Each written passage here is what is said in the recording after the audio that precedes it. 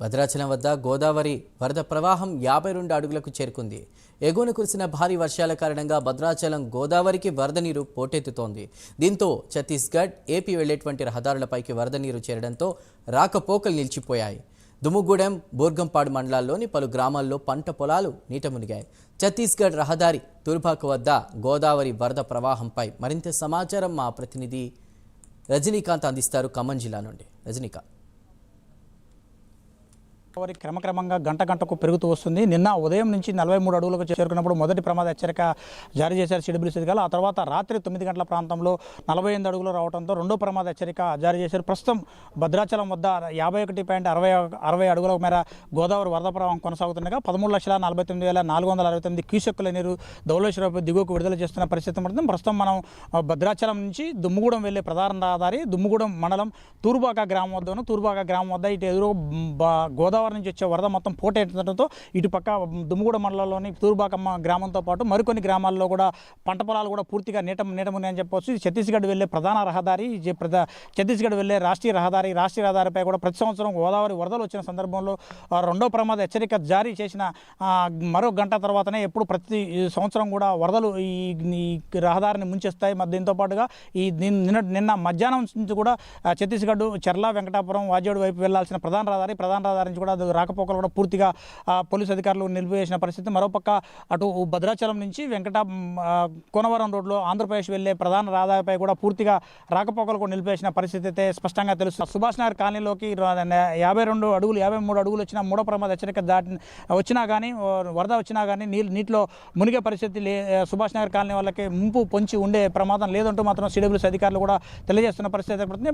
ఎగువన కురిసిన భారీ వర్షాల కారణంగా తెలంగాణలో ఈ సంవత్సరం వర్షపాతం తక్కువగా కురిసింది. ఈ సీజన్లో కూడా ప్రతి సంవత్సరం కూడా జూలై మాసం, ఆగస్టు మాసంలో ప్రతి సంవత్సరం కూడా గోదావరికి ఫ్లడ్ తప్పనిసరిగా వస్తుంది. వచ్చిన సందర్భంలో కూడా 52 నుంచి 53 అడుగులు, 56 అడుగులు కూడా వచ్చిన సందర్భాలు ఉన్నాయి. గతంలో గోదావరి ఫ్లడ్ రికార్డు కనుక చూసుకుంటే 1986లో మాత్రం అత్యధికంగా ఎక్కువగా 76.40 అడుగుల మేర గోదావరి వరద ప్రవాహం వచ్చినప్పుడు 27 లక్షల క్యూసెక్కులు గోదావరి నుంచి ధవళేశ్వరం వైపు వెళ్ళిన పరిస్థితి అక్కడ ఉంది. ఆ సందర్భంలో మాత్రం భద్రాచలం సబ్ డివిజన్లోని దాదాపు 8 మండలాలు కూడా పూర్తిగా ఎఫెక్టెడ్ ఏరియాలో కూడా ఉన్నాయి. ఆ తర్వాత 2022 సంవత్సరం జూన్ 15వ తారీఖున 71.30 అడుగుల మేర 2022 సంవత్సరంలో వచ్చిన ఆ సందర్భంలో కూడా భద్రాచలం పట్టణ వాసం మాత్రం బిక్కు అనే పరిస్థితి. దాంతోపాటు బూర్గంపాడు, పినపాక నియోజకవర్గంలో 3 మండలాలు, భద్రాచలం నియోజకవర్గంలో చెర్ల, దుమ్ముగూడెం, వాజేడుతో పాటు ఈ మండలాల్లో కూడా పూర్తిగా ఫ్లడ్ వచ్చిన సందర్భంలో మాత్రం బాహ్య ప్రపంచంతో పూర్తిగా ససంబంధాలు తెగిపోయే పరిస్థితి. ఇప్పుడు కూడా ప్రస్తుతం బూర్గంపాడు మండలంలో కూడా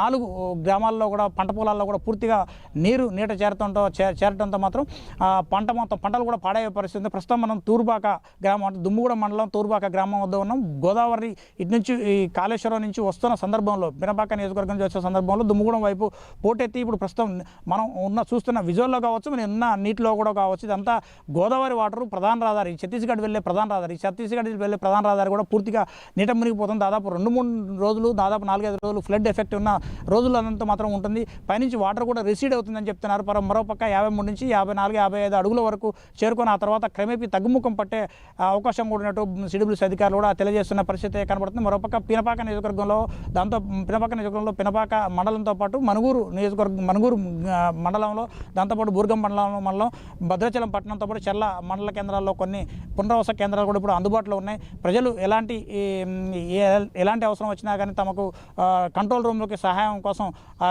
అభ్యర్థించవచ్చు అంటూ మాత్రం జిల్లా కలెక్టర్ జితేష్ వి పాటిల్ కూడా స్పష్టంగా తెలియజేస్తున్నాం. మరోపక్క అన్ని రకాల ఏర్పాట్లు చేయడానికి మనం ఎలాంటి అవాంఛనీయ సంఘటనలు జరగకుండా ఎన్డీఆర్ఎఫ్ బృందాలు కూడా ఎన్డీఆర్ఎఫ్ టీంలో కూడా ప్రత్యేకంగా మనుగూరుతో పాటు పినపాక అశోకపురం, దాంతోపాటుగా భద్రాచలంలో, బూర్గంపాడులో కూడా టీములు కూడా ఏర్పాటు చేసినట్టు కూడా జిల్లా యంత్రాంగం కూడా తెలియజేస్తున్న పరిస్థితి. ప్రస్తుతం తూర్బాక వద్ద మాత్రానికి దాదాపు ఈ ఫ్లడ్ వచ్చినప్పుడు రెండో ప్రమాద హెచ్చరిక మొదలుకొని మూడో ప్రమాద హెచ్చరిక, మొదటి ప్రమాద హెచ్చరిక వరకు తగ్గే వరకు కూడా ఈ తూర్బాక గ్రామం వద్ద మాత్రానికి ప్రత్యేకంగా ఛత్తీస్గఢ్ రహదారిపై మాత్రం ఎప్పుడు నీళ్లు నిలిచి ఉంటాయి. దీంతో రాకపోకలు పూర్తిగా నిలిచిపోతాయి. మరోపక్క టువర్డ్స్ ఆంధ్రప్రదేశ్, భద్రాచలం నుంచి ఆంధ్రప్రదేశ్ వెళ్ళే కోనవరం రోడ్లో కూడా సేమ్ ఇదే పరిస్థితి కూడా కొనసాగుతున్న పరిస్థితి. ఇది భద్రాచలం తాజా పరిస్థితి. వీడియో శంకర్తో రజనీకాంత్, ప్రైమ్ న్యూస్, తూర్బాక గ్రామం.